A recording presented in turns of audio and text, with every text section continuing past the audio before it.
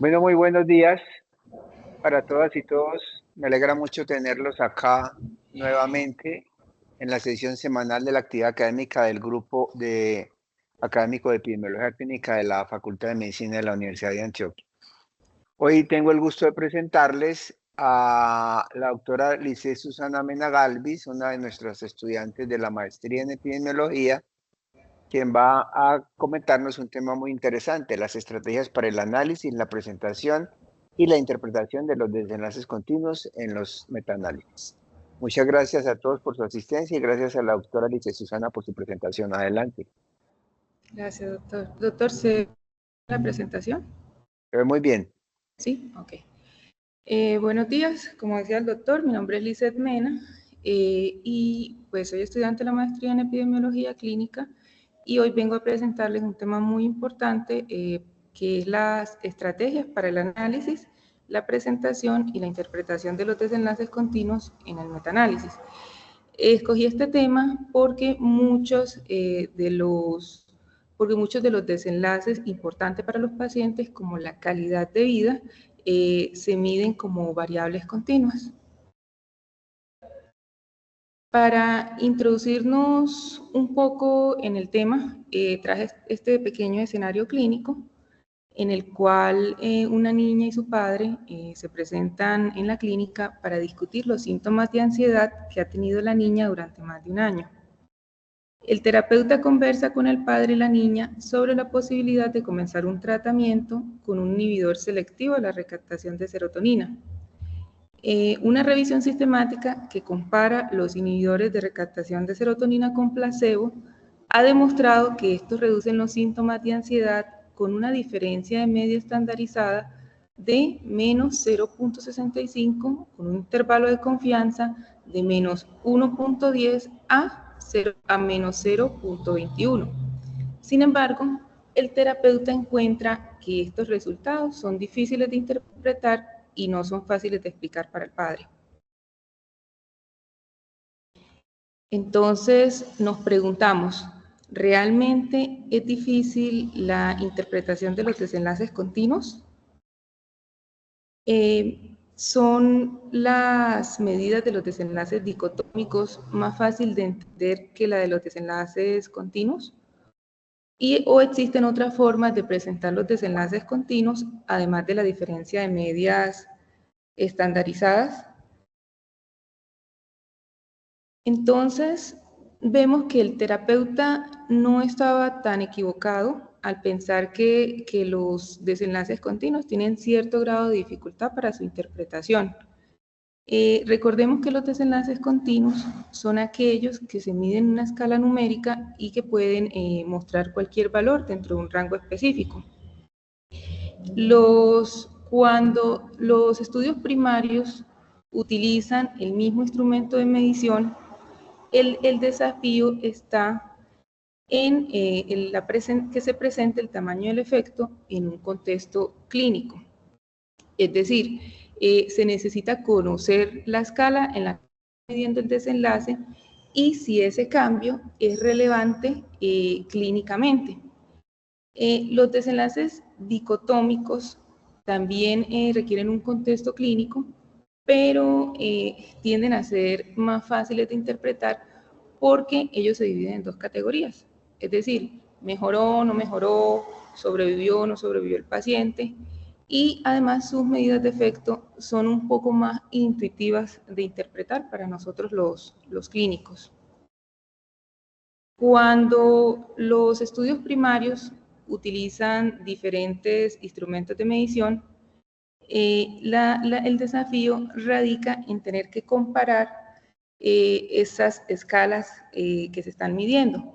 Es decir, por ejemplo, la escala de calidad de vida para enfermedades dermatológicas, la de LQI, ella va de 0 a 30 y el SF36 va de 0 el SKINDES, la otra escala va de 0 a 100. Yo no puedo pretender que comparar los 30 de la escala de DLQI es lo mismo que comparar los 30 de la escala SKINDES 29. Entonces, para resolver este problema, los desenlaces continuos de los estudios primarios necesitan ser estandarizados. Es decir, tengo que informar esos resultados en una escala común. Y para poder estandarizar esos resultados, todos tienen que cumplir un criterio, que es que todos tienen que medir el mismo constructo.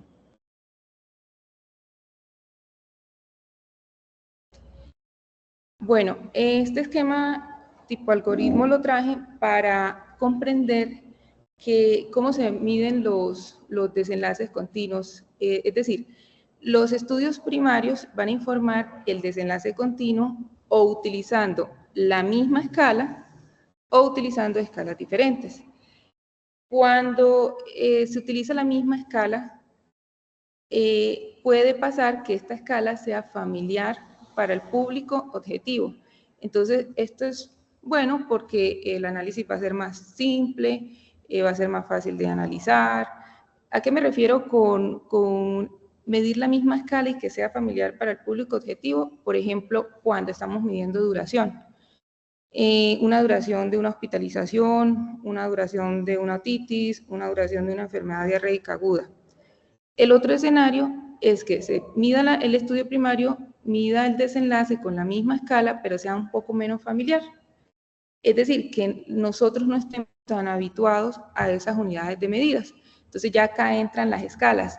Bueno, es una escala de edema, la escala de presión, la escala de calidad de vida. Es decir, tenemos que conocer esa escala para poderle dar un significado. Entonces, cuando sucede en este escenario de la misma escala, las medidas de efecto que vamos a medir es a través de la diferencia de medias y a través de un concepto que lo explicaré más adelante, que es la diferencia mínima importante, que no todas las escalas lo tienen, pero que sería importante encontrarlo para poder interpretar mejor los resultados. El otro escenario es que el desenlace continuo sea medido con diferentes escalas. Entonces, esto ya es más desafiante. ¿A qué me refiero medir con diferentes escalas? Entonces, coloco un ejemplo. Voy a medir la severidad de la depresión. Entonces, no solamente se va a hacer con una sola escala, sino que se utilizan diferentes, como el inventario de depresión de Beck 2 o como la escala de Hamilton. Entonces, como les comentaba, para yo poder combinar esas medidas, tengo que estandarizar esas medidas. Y eso lo voy a hacer a través de la diferencia de medidas estandarizadas, a través de las convirtiendo a unidades de diferencia mínimamente importante, convirtiendo a unidades naturales, o hallando la razón de medias, o convirtiendo esos datos continuos a efectos relativos y absolutos. Bueno, entonces, como les comenté, la diferencia de medias se utiliza cuando los estudios en el metaanálisis usan las mismas escalas. ¿Y en qué consiste? En una diferencia, simplemente es la diferencia de las medias del grupo de intervención y del grupo control. El resultado pues se va a expresar en las unidades de la escala que yo esté utilizando. Si el resultado es positivo, o sea, si el resultado de esta diferencia es positivo, entonces el grupo de la intervención obtiene un punto más alto en la escala. Entonces, pues traje este ejemplo, que es una tabla de resumen de hallazgos con su grade, en el cual quisieron comparar el uso de medias de compresión versus no usar medias de compresión para la gravedad del edema utilizando en personas que realizan un vuelo largo, que dura más de 6 horas. Entonces, como podemos visualizar, en el grupo que no utilizó las medias, su media era de 6. Y en el grupo que sí utilizó las medias de compresión, la media fue de 1.3. Pues al realizar el cálculo, la diferencia de media fue de menos 4.7 con su intervalo de confianza, que acá lo visualizamos mejor. Entonces, una diferencia de medias de menos 4.7 con un intervalo de confianza del 95%, de menos 4.9 a menos 4.5. La escala que ellos utilizaron, 0 era sin edema y 10 era un edema máximo. Pero entonces, ¿qué me dice este menos 4.7? Con eso lo que me dice es que la escala fue baja para el grupo de intervención, pero con eso yo no me puedo quedar. Entonces yo tengo que analizar estos componentes. Tendría que analizar la dirección de la escala. Es decir, si es más alta la escala, ¿qué quiere decir eso? ¿Que hay más edema o que hay menos edema? ¿Sí? Entonces, en este caso, pues porque ya les estoy mostrando la escala, mientras más alto quiere decir que hay más edema. También tendría que analizar la longitud de la escala, es decir, como el largo de la escala. En este caso, va de 0 a 10. Pero ¿para qué analizo esa longitud? Es para mirar si esos 4.7 dan un cambio, es un cambio importante en la escala. Y pues si yo tengo de 0 a 10, 4.7 sí parece ser un cambio importante. Ahora, también necesito conocer la diferencia mínima importante, que no se conoce en todas las escalas, pero es un concepto muy importante en los desenlaces continuos. ¿Qué es la diferencia mínimamente importante? Es ese mínimo cambio que se da en la escala que los pacientes van a reconocer como que es relevantemente clínico, sea para beneficio o no sea beneficioso para los pacientes. Entonces, trayendo un caso hipotético, que la diferencia mínima importante de esta escala de edema fuera 2, entonces 2 es lo mínimo que los pacientes consideran un cambio importante, que sea relevante clínicamente.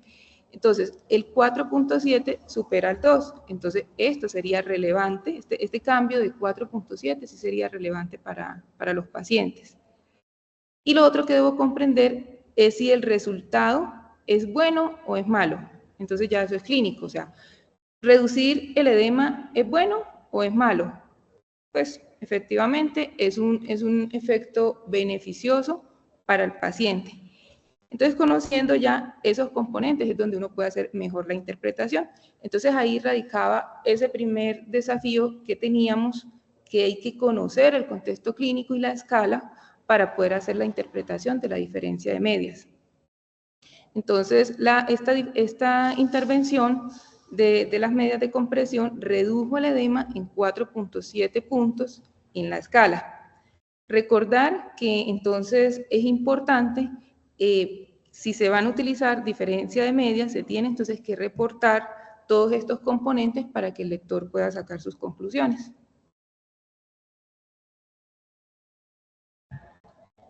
El siguiente escenario es cuando los primarios del metaanálisis informan el desenlace en diferentes escalas. Entonces, como les comentaba, hay que estandarizar esos resultados. Hay que transformarlos a escalas, a una escala común. Y hay 5 enfoques comunes, que son la diferencia de medias, las unidades naturales, convertir a diferencia mínimamente importante, la razón de medias y los efectos relativos y absolutos. El primer enfoque es la diferencia de medias estandarizadas. La diferencia de medias estandarizadas las puedo hallar por 2 métodos. Uno es el método de Cohen, la D de Cohen, y el otro es por la G de Hayes. La D de Cohen es la que usualmente utilizamos, es simplemente la diferencia de medias entre el grupo de intervención y el grupo control sobre la desviación estándar agrupada del grupo de intervención y del grupo control. La desviación estándar agrupada se calcula tomando la raíz cuadrada de la suma de los cuadrados de la desviación estándar de los dos grupos y ajustando por sus respectivos grados de libertad. Y esto se divide por los grados de libertad combinados de ambos grupos. La G de Hayes es que como la D de Coens tiende a sobreestimar sesgadamente la diferencia de medias estandarizadas, entonces lo que hace es ajustar por un factor de corrección, que es el J, para evitar ese sesgo.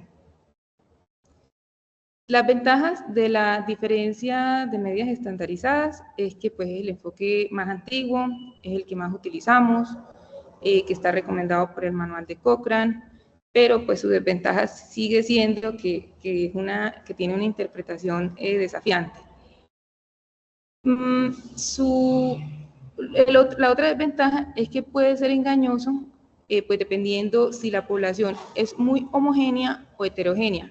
Es decir, cuando la población es muy homogénea, el efecto del tratamiento parece mayor, o sea, del efecto de la diferencia de media estandarizada parece mayor de lo que realmente es y viceversa. Si es muy heterogéneo, pues tiende a parecer menor de lo que realmente es.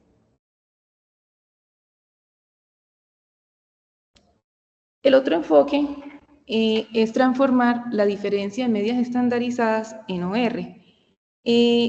Es simplemente, bueno, esto se puede, para conocer, este es el logaritmo natural del OR, y su fórmula es pi dividido entre la raíz cuadrada de 3 por la desviación estándar media. Existen varios métodos, pero este es como el más común, el que más se utiliza comúnmente. El valor de este pi sobre la raíz cuadrada de 3 es aproximadamente 1.81. Y la ventaja de transformar estas diferencias de medias en OR es esa capacidad entonces de combinar diferentes estudios que manejen las diferentes escalas, sean dicotómicas o continuas. El otro enfoque es transformar la diferencia de medias estandarizadas en una escala original, o sea, llevarla a sus unidades naturales. Y esto lo voy a hacer cuando conozco la diferencia de medias estandarizadas y conozco una desviación estándar asociada a esa escala que estoy trabajando. La desviación estándar asociada a esa escala, generalmente la que se utiliza es una desviación estándar agrupada, sea que la tome del ensayo más grande o más representativo, o la tome como el promedio de las desviaciones estándar agrupadas de los ensayos que están utilizando esa escala. Los resultados pues se van a expresar en las unidades de la escala que yo estoy manejando. La ventaja es que es más fácil interpretar, pues depende, las ventajas y las desventajas depende si yo conozco la escala. Si es una escala común para mí, pues esa va a ser una ventaja porque la conozco y la puedo manejar bien. Pero pues si no la conozco, pues también eso va a ser la desventaja porque va a dar lo mismo, o sea, tendría que estudiarla para poder interpretar los resultados.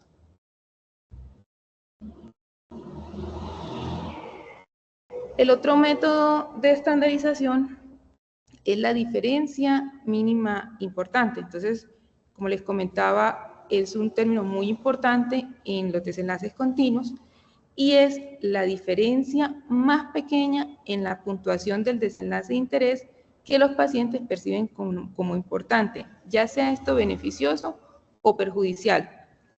Para obtener ese efecto en unidades de diferencia mínimamente importante, lo que se hace es dividir la diferencia de medias del grupo de intervención y del grupo control, o sea, obtener esas diferencias de medias y dividirlo por la diferencia mínimamente importante.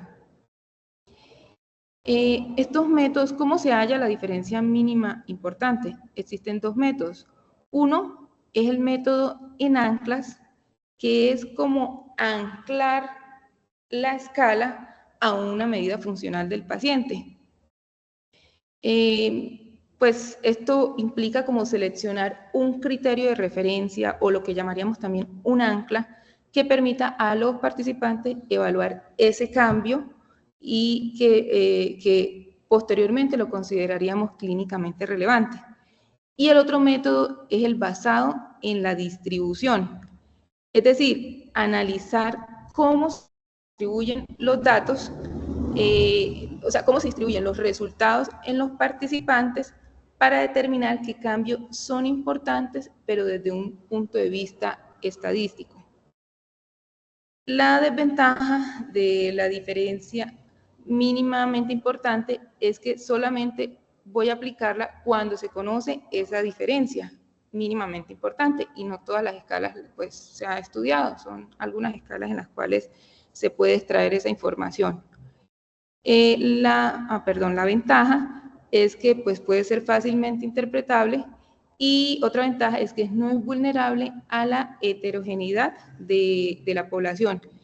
Es decir, si yo estandarizo los resultados al usar el DMI, pues los estudios se van a comportar en una misma escala y pues ese valor de I cuadrado va a ser un poco más bajo.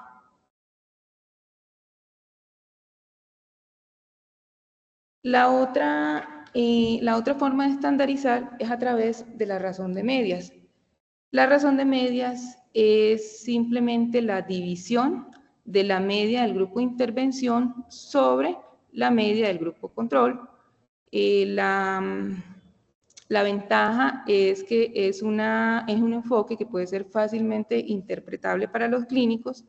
La desventaja es que no se aplica para puntuaciones de cambio. Es decir, no es adecuado para presentar la diferencia entre dos mediciones tomadas en diferentes momentos y que la interpretación requiere el conocimiento de la media del grupo de control para poder hacer el cálculo. El otro enfoque es la conversión a efectos, es convertir los datos continuos a efectos relativos y absolutos. Acá volvemos otra vez a utilizar la ecuación del logaritmo natural del OR. La más utilizada es la diferencia de riesgos y lo importante es siempre tener el riesgo basal, es decir, la tasa de eventos del grupo de control. La ventaja de convertir a efectos relativos y absolutos es que son medidas muy familiares para nosotros los clínicos y eso me va a llevar a una fácil comprensión. Para esquematizar un poco más esto de los enfoques de estandarización, entonces, y yéndonos otra vez como al escenario clínico que les comentaba al principio, esta es una tabla que me va a mostrar 5 ensayos clínicos. O sea, entonces es como si fuéramos a hacer una revisión, utilizaron los 5 ensayos clínicos, pero si nos fijamos, los primeros 4 ensayos clínicos son datos continuos. Entonces me presenta, para el grupo de los inhibidores selectivos de la recaptación de serotonina, y tanto para el placebo, me presentan el tamaño de la muestra, la media con su desviación estándar. También fijémonos que ellos utilizaron dos escalas diferentes de ansiedad. Lo otro importante es que el quinto ensayo ya no son datos continuos, sino que son datos dicotómicos, en el cual me muestra el tamaño de la muestra por el número de pacientes que mejoraron.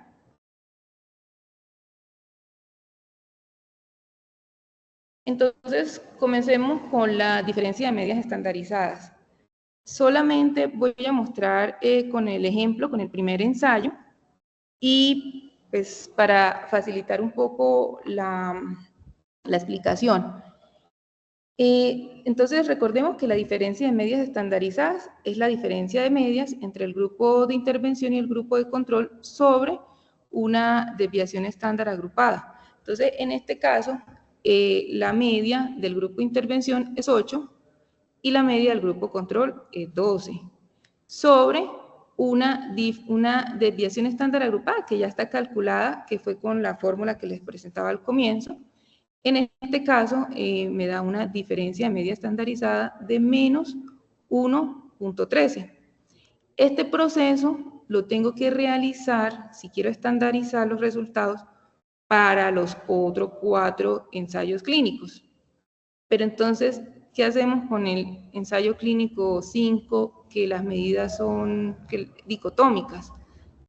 Ahí es donde utilizamos esta ecuación del logaritmo del OR. Entonces ya acá está calculado el OR a través de los datos, que es 2 con su intervalo de confianza. Entonces reemplazamos logaritmo natural del OR 2, la fórmula de espejo, me queda encima el logaritmo natural del OR sobre pi dividido entre la raíz cuadrada de 3, y me va a dar el resultado de 0.3.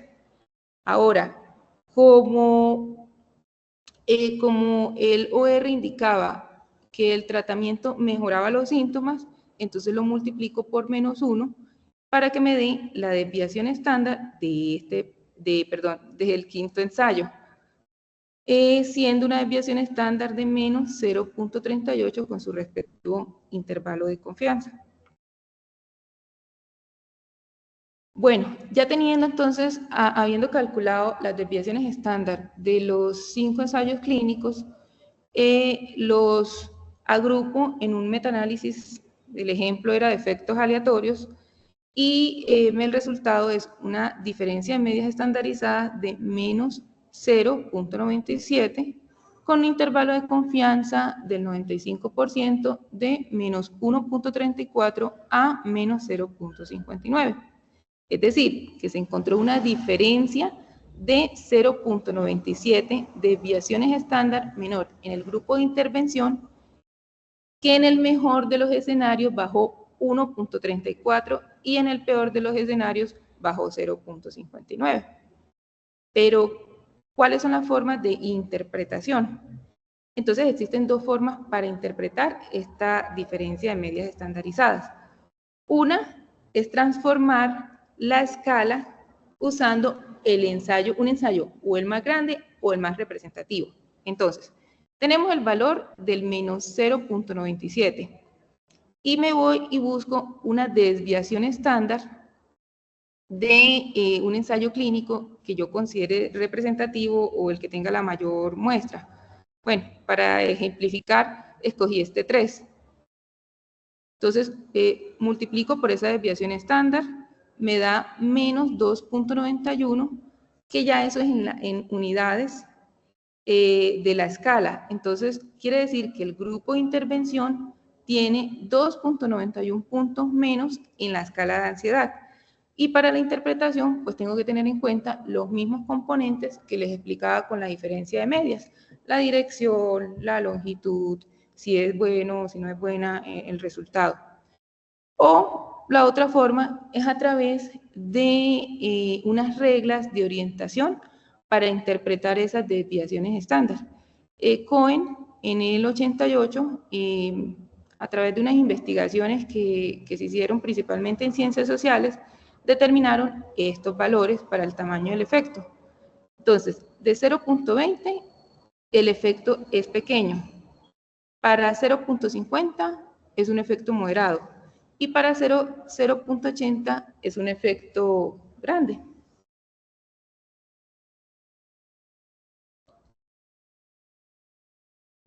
Ahora quiero transformar o estandarizar a unidades naturales de la escala. ¿Cómo lo hago? Con la ecuación que les presentaba, que es la multiplicación de la desviación, de la diferencia de la desviación estándar agrupada por por la DME, por el DME, pero que sale del metaanálisis que ya fue generado a través del metaanálisis. Entonces, siguiendo el ejemplo, la diferencia de medias estandarizadas, en este caso que fue de menos 0.97, o sea, ya esto fue el resultado del metaanálisis, lo multiplico por esa diferencia de medias agrupadas, que como les comentaba, hay diferentes formas de obtenerla, y la multiplicación me da menos 2.81. Entonces ya eso me transforma a unidades naturales de la escala. Entonces, es decir, que la reducción media en la escala de calificación de ansiedad pediátrica es de menos 2.81 puntos, con sus respectivos, pues hallando sus respectivos intervalos de confianza. Esto solamente lo puedo hacer o sea, no confundirnos de que esto se va a hacer por cada escala, ¿no? Porque cada escala, pues, es diferente y se va a obtener esas unidades por las diferentes escalas. Entonces, la conclusión sería que en comparación con el placebo, los inhibidores selectivos de la recaptación de serotonina reducen la ansiedad en 2.81 puntos en la escala de calificación de ansiedad pediátrica. La otra forma de estandarizar estos desenlaces continuos es a través de las unidades mínimamente importantes. Entonces, también solamente voy a mostrarles con el primer ensayo clínico. Recordemos la ecuación, que es la diferencia de medias sobre la diferencia mínimamente importante para que me dé las unidades, para que me dé el tamaño del efecto en las unidades de la diferencia mínimamente importante.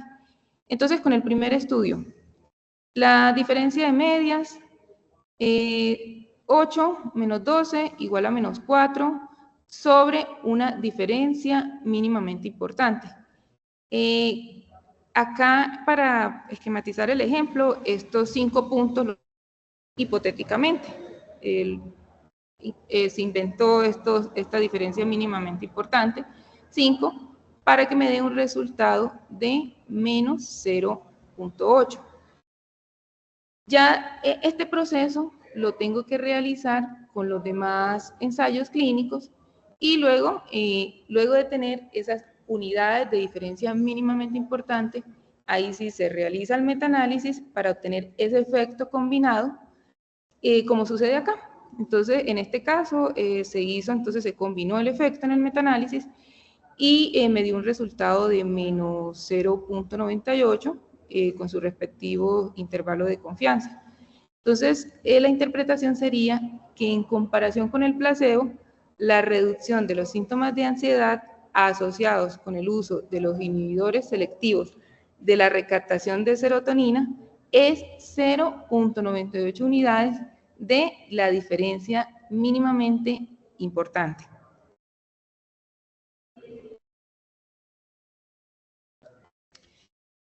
Bueno, entonces les quería comentar por qué me interesa estudiar los desenlaces continuos. Tiene que ver con mi trabajo de investigación. Yo quiero realizar un metaanálisis en el cual encuentre cuál es la intervención más eficaz y segura para el pénfigo vulgar y el pénfigo foliáceo en los adultos. Voy a trabajar con 6 desenlaces, 3 de ellos son desenlaces continuos, los otros 3 son desenlaces dicotómicos. Los desenlaces, tengo dos desenlaces continuos que van a pertenecer a este grupo. Son desenlaces que son continuos, pero que se van a medir con la misma escala y que son, al parecer, fáciles de interpretar y que su medida de efecto la puedo medir por la diferencia de medias estandarizadas, que en este caso es el tiempo hasta alcanzar el control de la enfermedad y la dosis media acumulada de glucocorticoides.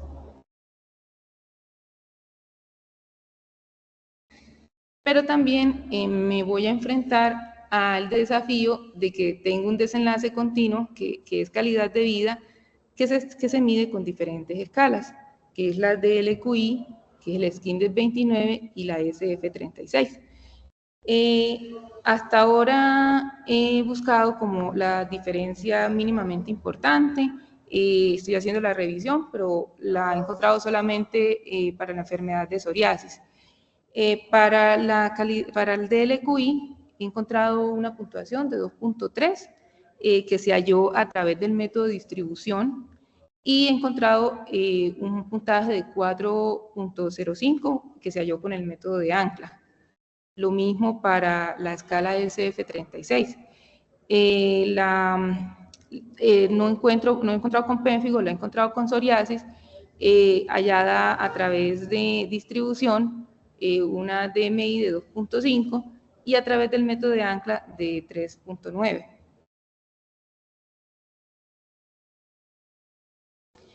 Entonces, como vemos, yo me voy a enfrentar a estos retos, pero la forma en que yo voy a hacer el metaanálisis es a través de una diferencia de medias y a través de una diferencia de medias estandarizadas, que me voy a ayudar del software para hacer esos cálculos, pero también voy a tener la posibilidad, si encuentro la diferencia mínimamente importante correcta, tengo la posibilidad de estandarizar por esas unidades. Y luego de estandarizar por esas unidades, puedo hacer un nuevo metaanálisis con esas nuevas unidades. Entonces, ya como conclusión, podemos decir que resumir los hallazgos de los desenlaces continuos es desafiante, especialmente cuando los estudios primarios usan diferentes medidas para el mismo constructo, y eso va a complicar la interpretación. Que cuando los desenlaces se miden utilizando varias escalas, es necesario estandarizarlo para agruparlo en un metaanálisis. La otra conclusión es que la diferencia mínimamente importante es esencial para evaluar la relevancia clínica de los cambios en los desenlaces continuos y va a permitir a los profesionales integrar mejor y comprender mejor ese impacto de las intervenciones en los pacientes, y que una correcta elección y aplicación de los métodos para el análisis de desenlaces continuos es esencial para proporcionar estimaciones precisas que reflejen la verdadera magnitud del efecto en las intervenciones. Gracias. Estoy atenta. Gracias por la atención y estoy atenta a cualquier comentario. Muy bien, Lisette. Muchísimas gracias por tu presentación, muy concreta ella. Los colegas, por favor, los compañeros que están conectados, van levantando la mano para las preguntas. Yo te quisiera preguntar, entre tanto, Lisette, hay, a ver, la necesidad o la importancia de la síntesis cuantitativa en estos desenlaces que nos muestras, precisamente está por la diferencia potencial entre esas unidades o entre esa forma de medición del desenlace entre los estudios que necesitas para el metaanálisis. Pero yo me pregunto si no hay de base, a ver, la diferencia media estandarizada es, digamos, que el estándar o es con lo que más estamos familiarizados en el metaanálisis con desenlaces continuos.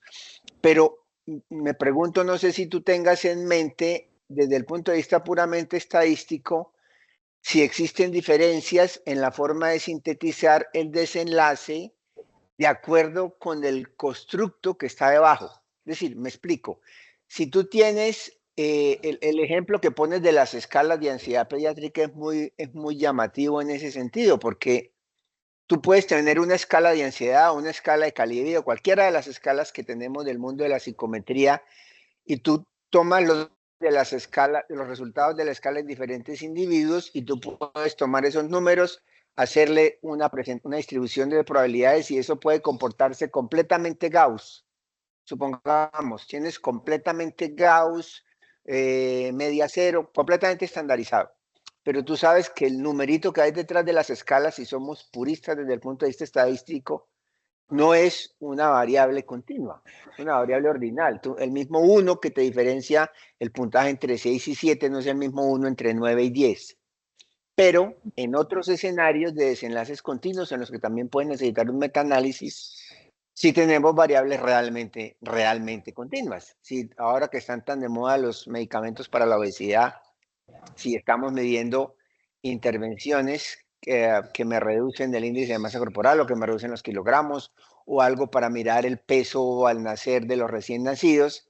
En ese caso en el que los desenlaces se apoyan en constructos realmente continuos, ¿hay alguna predilección estadística por la manera en que se sintetizan los resultados comparado con estos otros ejemplos de las escalas de la psicometría o de los puntajes que se usan en cuidado intensivo, que aunque tienen números que se comportan de manera potencialmente normal, gaussiana, realmente no es una variable continua la que tenemos subyacentes. ¿Tienes en mente como diferencias en estos casos? Muchas gracias. No, doctor, realmente no. No, aquí está levantada la mano José William Cornejo, adelante. Gracias, querido y estimado colega. No, yo ahora que estaba oyendo la presentación, estaba pensando en algo que he estado leyendo últimamente sobre la autocorrelación. Entonces, digamos que en los ensayos originales se hacen mediciones, varias mediciones en el tiempo de de la escala y entonces puede haber el fenómeno de la autocorrelación.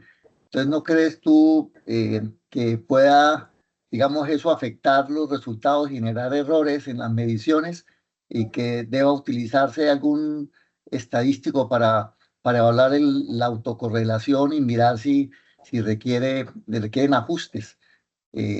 Pensando en que muchos de los ensayos hacen mediciones en el tiempo, ¿no? Entonces, esa sería como la pregunta sobre cómo ves lo de la autocorrelación en este tipo de estudios y en el metaanálisis. Finalmente, el efecto sobre el resultado global del metaanálisis en este tipo de mediciones. Doctor, pensaría que sí puede influir en los resultados, pero realmente no sería cómo corregir ese sesgo que se pueda producir por esa autocorrelación. Muy bien, dice alguien más, compañeros. Fue muy juiciosa con el tiempo. Jenny, adelante. De pronto hay algún estadístico que pueda aportar ahí en ese sentido, o alguien que sepa de estadística sobre esta pregunta que yo hago. Bueno, entre tanto había levantado la mano Jenny y después Carlos. Jenny, adelante, y luego Carlos. Hay medidas de tamaño de efecto cuando no se pueden usar medias y desviaciones estándar. ¿Sabes cuánto se utilizan en revisiones, pues en metaanálisis, por ejemplo? Pues porque y está como en relación con la pregunta que hizo Fabián, porque realmente no siempre la distribución de los datos pues es normal y la media pues va a representar los datos. Ok. Dot, qué pena, ¿me puede volver a repetir la pregunta? Es que se me cayó acá como... Existen medidas de tamaño de efecto como, pues que las llamaríamos como para cuando la distribución no es normal o que serían como no paramétricas, que sabes de su uso en los metaanálisis. Medidas no paramétricas. Realmente, Dot, cuando estuve leyendo, leía que era una regla que fueran de distribución normal, especialmente con la diferencia de medias y la diferencia de medias estandarizadas, pero no recuerdo para medidas no paramétricas.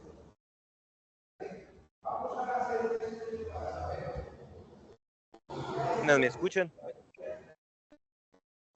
Adelante, Carlos.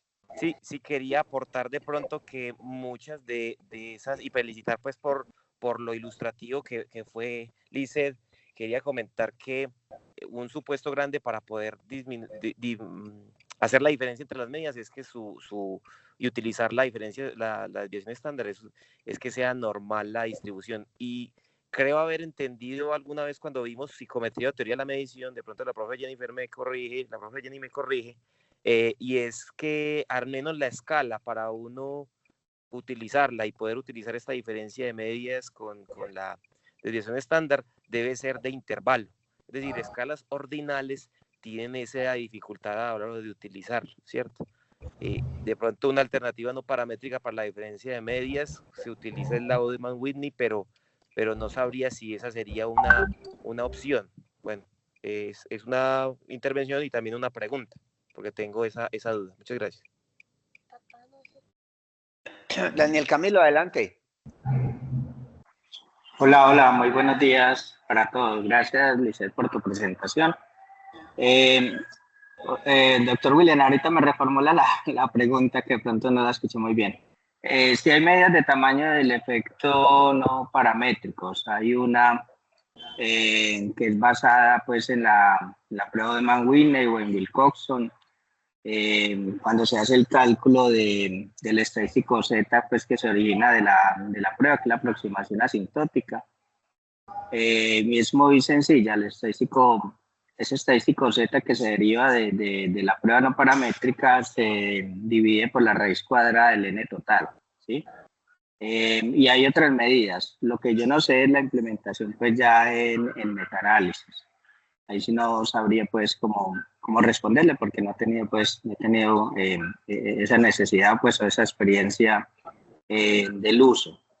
Y tal vez seguro va a depender de lo que reporten en los estudios originales ya para un metaanálisis. Si solamente nos reportan medias y desviaciones estándar, habría que ver si es posible acceder a los datos con el autor para recalcular esas medidas del efecto del estudio, para recalcular esos tamaños del efecto. Tenía una pregunta para Lizeth y es, ella que encontró con relación, porque a veces con los instrumentos, con las escalas, usan puntos de corte y terminan mostrando el efecto de las intervenciones de acuerdo al punto de corte, ¿cierto? Si hubo mejoría o no, si está adecuada la calidad de vida o no, bueno, etcétera, ¿sí? Pero puede haber limitaciones en la selección de los puntos de corte y esos puntos de corte pudieran incluso no ser homogéneos con el mismo instrumento, ¿sí?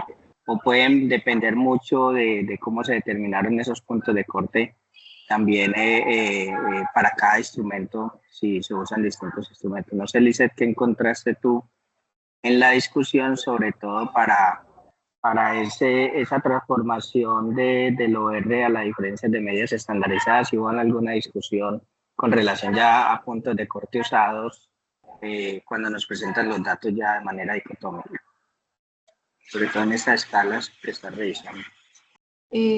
Doctor, respecto a los puntos de corte, no encontré. Lo era hallar el logaritmo natural de SOR para transformar esa diferencia de medidas estandarizadas encontrar esa diferencia de medidas estandarizadas para volverlo OR, pero realmente puntos de corte no encontré. Me refería más así, cuando se revisó ese indicador se hablaba del uso de punto de corte para las escalas, para esa dicotomización y el problema que había en esa categorización. Pero bueno, eso puede ser otro tema ya ahí, como a revisar, que de pronto no estaba en la búsqueda que tenías que hacer.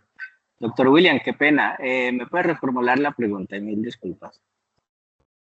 Sí, Daniel Camilo, primero un placer oírte y saber de ti, muy agradable que estés vinculado a estas discusiones académicas.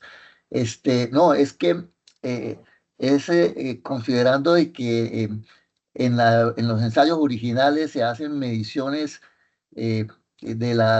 digamos, de los resultados de las escalas en el tiempo, pueda pensarse de que puede haber un fenómeno de autocorrelación que requiera ajustes por los errores que puedan, digamos, que puedan afectar la medición.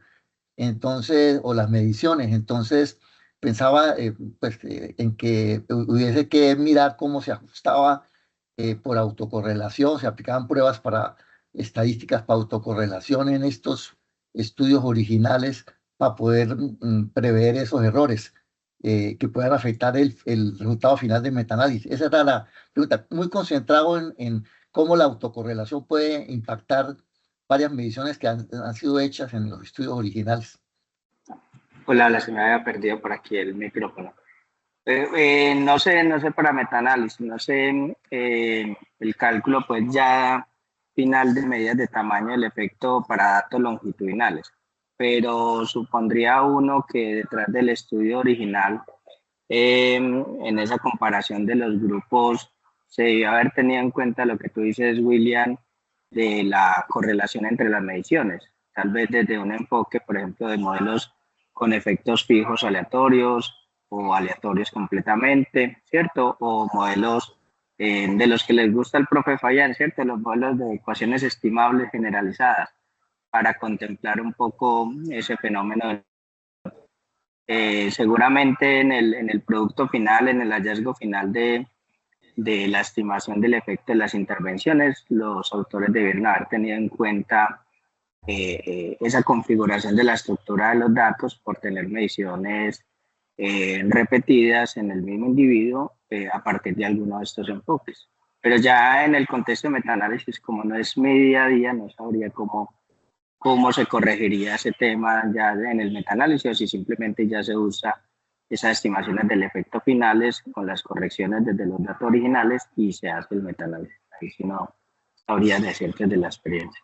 Yo no sé, yo entendería la autocorrelación más como la relacionada con precisamente lo que mencionaba Daniel de medidas repetidas, que no sabría tampoco en el contexto del metaanálisis,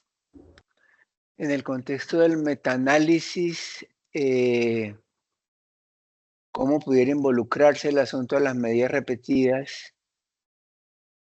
Porque hay, obviamente, intrínsecamente al diseño, el diseño que tiene esos datos de medidas repetidas, la cohorte del experimento clínico tiene diferentes formas de abordar esa autocorrelación. Ya lo mencioné, los modelos mixtos, los modelos con ecuaciones generales estimables, pero como síntesis yo tampoco tengo en mi mente un metaanálisis que combine. No sé, Fabián, si ahí incluirían como información, pero tendría que ser desde un enfoque de efectos aleatorios, el coeficiente de correlación intraclase.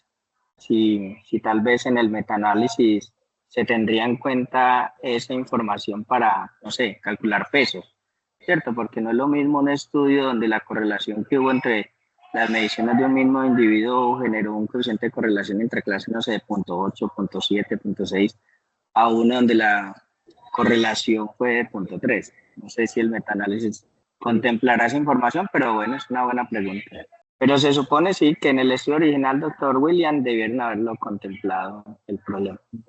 Sería bueno y revisar eso cuando vaya a hacer el metaanálisis, mirar cada estudio y mirar ese punto.